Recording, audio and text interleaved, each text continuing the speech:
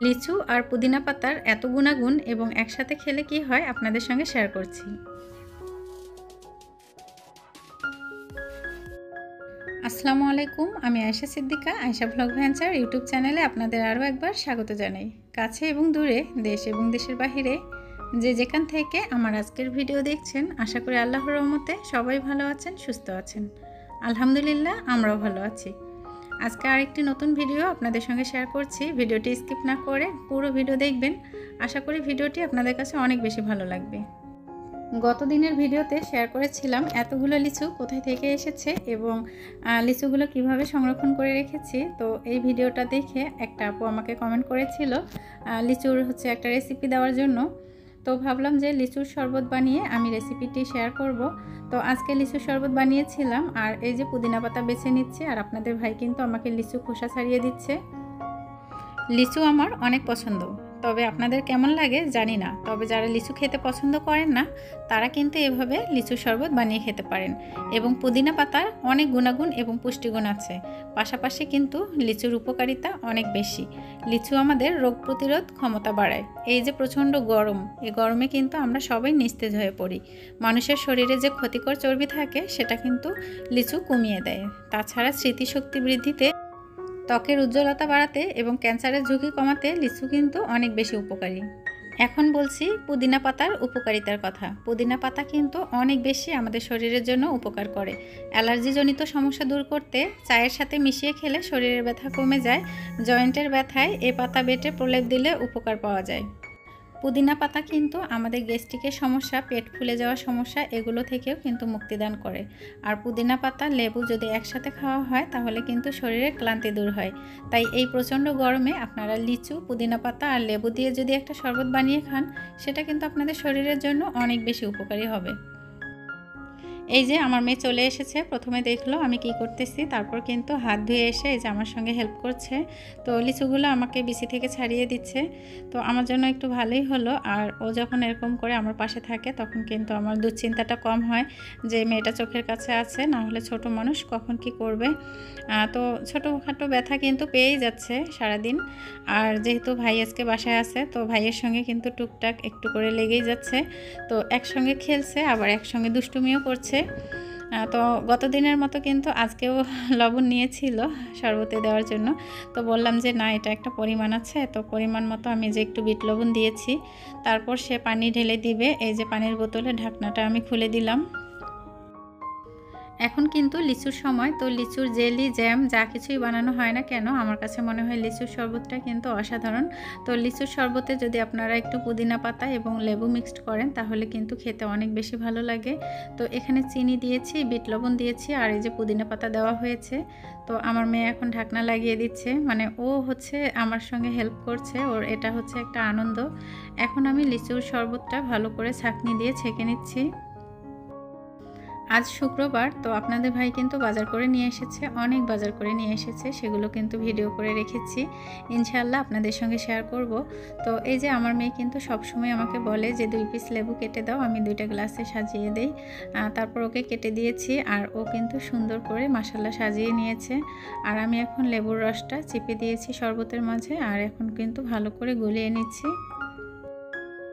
লেবুর রস ভালো করে মিক্সড করে নেওয়া হয়েছে, আর এখন আমি গ্লাসে ঢেলে নিচ্ছি। তো আপনাদের ভাই, আমার ছেলে মেয়ে এবং আমি সবাই কিন্তু একটু করে খেয়েছিলাম। সবার কাছে কিন্তু অনেক বেশি ভালো লেগেছে। তো আপনারা বাসায় ট্রাই করবেন।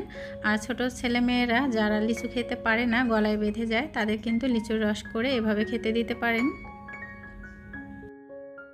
লিচুর শরবত বানিয়েছিলাম, এটা দুপুর 12টা, 12:30টার দিকে।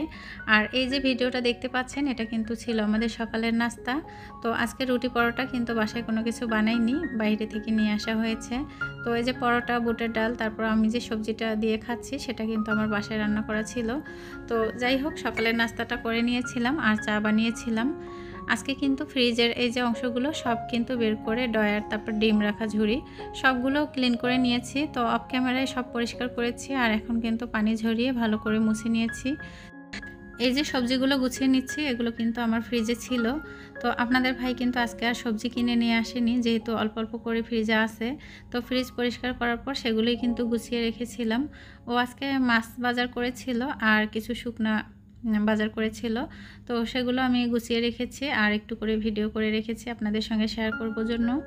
তো আমার ছেলে এসেছে, বললাম যে বাবা তুমি ফ্রিজের এই অংশগুলো একটু লাগিয়ে দাও। ও কিন্তু মাশাআল্লাহ আমাকে একটু হেল্প করেছে। বাজার থেকে যখন ডিম কিনে নিয়ে আসে তখন কিন্তু ডিমগুলো আমি একটা ঝুড়িতে করে নিয়ে ভালো করে পানি দিয়ে ধুয়ে রাখি। তারপর পানি ঝরানোর পর ডিমগুলো আবার সাজিয়ে রাখা হয়। তো ফ্রিজে যেহেতু আগে থেকে ডিম ছিল, ডিমগুলো আমি বাইরে রেখে দিয়েছিলাম, তাই কিন্তু একটু পানি পানি ভাব দেখাচ্ছে।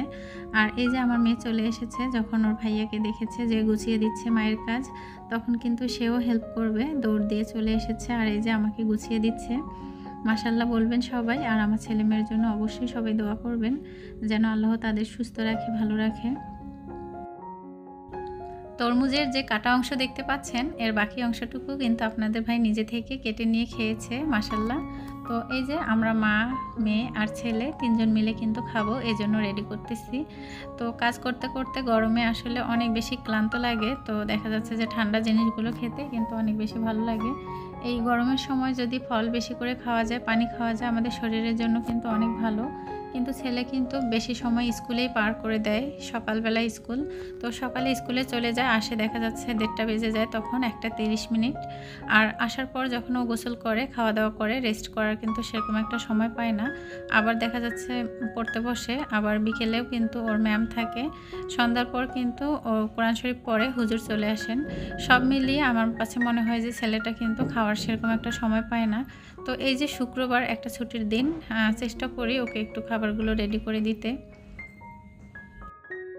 তরমুজ কাটা হয়ে গেছে, তারপর কিন্তু আমি এভাবে সাজিয়ে নিচ্ছি যেন একটু দেখতে সুন্দর লাগে।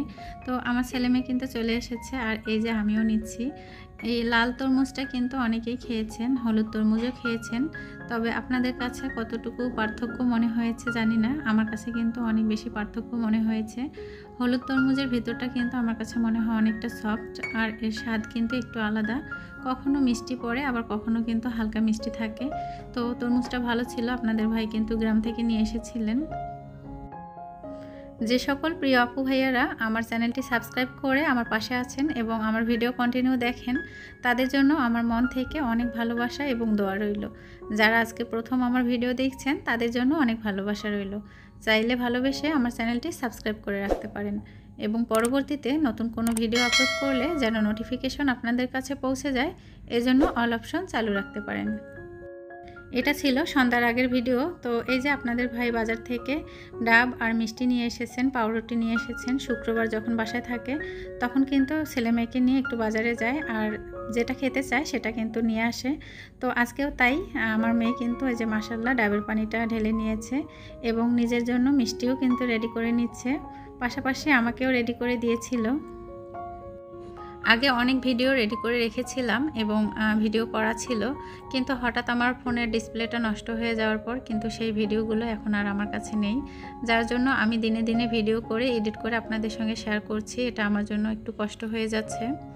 ভিডিওতে কিংবা কথার মাঝে যদি কোনো ভুল ত্রুটি থাকে প্লিজ ক্ষমা করে দিবেন। আজ এ পর্যন্তই, সবাই ভালো থাকবেন, সুস্থ থাকবেন। আসসালামু আলাইকুম, আল্লাহ হাফেজ।